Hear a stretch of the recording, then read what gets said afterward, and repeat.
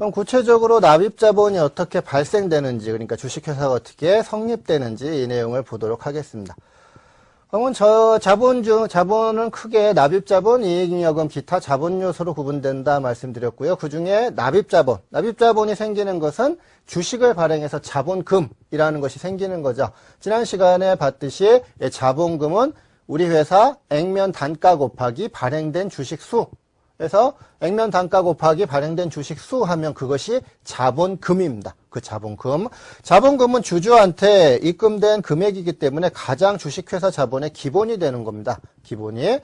주식을 발행하게 되면 이 자본이 증가 또는 뭐 처음 발생되겠죠. 이때 주식을 발행하는 형태는 크게 액면 발행, 할인 발행, 할증 발행 세 가지로 구분됩니다. 이거 우리가 어디서 본 적이 있죠. 앞서서 부채 중에 사채를 공부할 때 사채도 액면 발행, 할인 발행, 할증 발행 했습니다. 사채의 액면 이자율과 유효 이자율과의 관계에 따라서 그 두 이자율이 같을 때 액면 발행, 차이가 날 때는 할인 발행 또는 할증 발행해서 그 할인 발행 시에는 사채 할인 발행 차금이라는 사채 차감적 평가 계정 썼고요. 할증 발행 경우에는 사채 할증 발행 차금이라는 사채의 부가적인 평가 계정을 썼습니다. 마찬가지로 주식 발행 경우에도 유가증권이니까 우리 액면 금액하고 실제 발행되는 발행 금액하고 관계에 따라서 우리가 세 가지로 구분이 되겠습니다. 그래서 액면 금액하고 발행 금액이 같을 때, 그래서 뭐 100원짜리 주식을 100원에 발행했다. 그러면 대변에 자본금이라는 자본의 증가죠. 자본금 100원. 이것이 실제 발행도 100원에 발행됐다. 그럼 100원 하면 끝나는 거죠. 이것이 액면 발행입니다. 액면 발행. 그 다음 액면 금액과 발행 금액이 차이 나는데 액면 금액보다 낮은 금액으로 발행됐다. 액면 금액은 100원인데 이것이 80원에 발행됐다. 원칙적으로 할인 발행은 할 수가 없습니다. 왜냐하면 100원짜리를 발행해 놓고 80원밖에 안 들어오면 우리 회사의 실질적인 자산이 80원밖에 안 되죠. 자본은 100원인데. 그러면 이 회사의 자본이 유지될 수가 없기 때문에 할인 발행은 원칙적으로는 불가능하지만 일정한 요건을 갖췄을 때는 할인 발행도 할 수가 있습니다. 그래서 액면 금액은 100원이다. 그러면 항상 자본금은 액면 금액으로 기록하는 거예요. 그러면 대변의 자본금은 100원 증가하는데 실제 돈은 80원밖에 안 들어왔다. 그럼 20원만큼은 이것을 주식 할인 발행 차금이라고 처리합니다. 자본거래예요. 이런 것들이 주주와의 거래가 자본거래인데요. 자본거래에서 지금 비용이 발생됐죠. 이것은 수익비용으로 가는 비용이 아니라 이것도 자본입니다. 자본거래에서 발생한 비용은 비용이 아니라 자본이다. 자본. 근데 자본인데 차변에서 발생됐죠. 지난 시간 말씀드렸듯이 자본은 대변에서 증가하고 차변에 감소되죠. 근데 처음 생길 때 차변에 생기니까 이건 자본의 차감 항목입니다. 그래서 이러한 주식 할인 발행 차금이 뭐 납입자본에 속하느냐 아니면 자본유지 조정에 속하느냐 이것은 하나도 중요한 것이 아니다 말씀드렸어요. 주식 할인 발행 차금은 주식을 액면 금액보다 낮은 금액으로 할인 발행했을 때 그 차액을 주식 할인 발행 차금이라고 하고 주식 할인 발행 차금은 자본의 차감 항목이다. 이것이 중요한 겁니다. 자본의 차감 항목이라는 것. 자본이고 자본의 차감 항목이라는 것. 이것이 중요한 내용이 되겠습니다. 주식 할인 발행 차금은 나중에 뭐 잉여금의 처분으로 처리가 되겠습니다. 주식 할인 발행 차금. 반대로 할증 발행도 있을 수가 있겠죠. 일반적인 경우는 대부분 할증 발행입니다. 그래서 액면은 100원인데 이것을 액면 금액보다 높게 발행했을 때 뭐 우리 회사가 뭐 신기술이 있다. 뭐 나중에 회사가 커나갈 것이다. 이런 때는 뭐 3배수, 5배수 이렇게 발행을 하는 겁니다. 그래서 3배수, 100원짜리를 뭐 300원씩에 발행을 했다.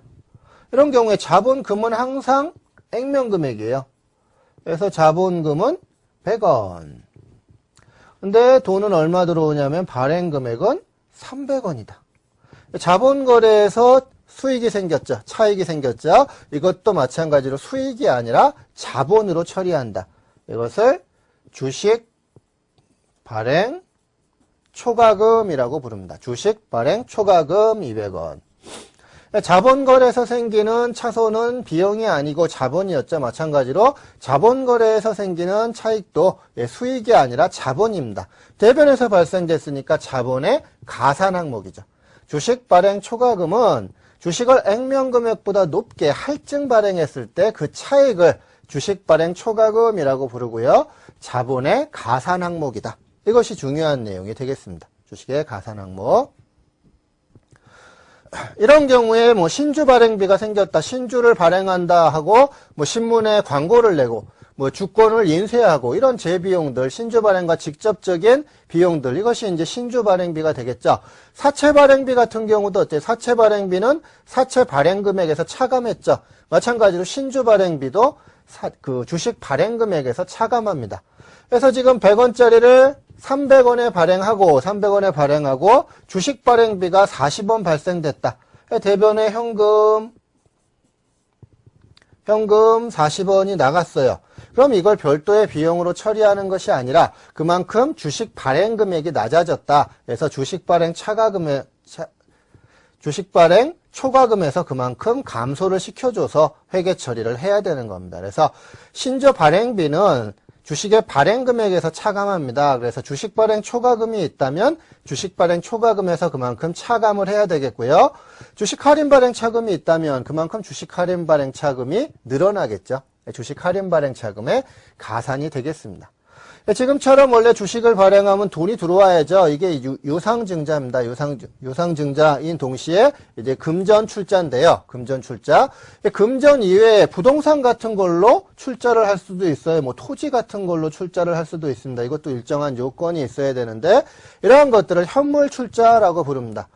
그래서 뭐 돈이 300원 들어왔으면 300원이 주식 발행 금액인데 뭐 토지를 대신 출자했다. 이런 때에는 우리가 이 토지를 평가해야 되겠죠. 뒤에 이제 유형자산 편에서, 앞에 유형자산 편에서 잠깐 봤듯이 우리가 이 현물 출자 시에 이 유형자산의 취득원가는 우리가 교부한 주식의 공정가치하고 취득한 유형자산의 공정가치 둘 중에 명확한 것으로 합니다. 그래서 이게 뭐, 예를 들어, 뭐, 발행의 주식의 공정가치, 그 다음에 토지의 공정가치 둘 중에 명확한 것이 400원이다. 그러면 400원이 공정가치가 되는 거죠. 이 토지의 유형자산의 취득원가가 되는 거고요. 400원에서 뭐 주식 발행비 40원 뺐다 그러면 360원이 발행금액이 되는 겁니다. 그래서 260원이 주식 발행 초과금이 되겠죠. 그래서 현물 출자 시에 우리가 주식의 발행 회계 처리고요. 일단 발생된 자본금은 증가할 수도 있고 감소할 수도 있습니다. 그래서 자본금이 증가되는 것이 증자, 감소되는 것이 감자인데요. 증자는 우리가 앞서서 봤던 주식의 증자하고 똑같습니다. 주식의 발행하고 똑같아요. 그래서 주식이 발행했을 때 자본금이 이제 추가로 증가되겠죠. 그때 그 차익을 앞서 봤듯이 주식 할인 발행 차금이나 주식 발행 초과금으로 처리하면 되겠고요. 증자하는 경우엔 유상증자와 무상증자로 구분되는데요. 유상증자 경우에는 대변의 자본금, 액면금액 100원만큼 뭐 차변의 현금, 예금, 뭐 부동산, 토지 이렇게 실질적으로 자산이 유입되는 증자, 이것이 유상증자가 되겠습니다. 유상증자. 근데 우리 회사의 각종 잉여금들이 남으면 그 잉여금을 가지고서 증자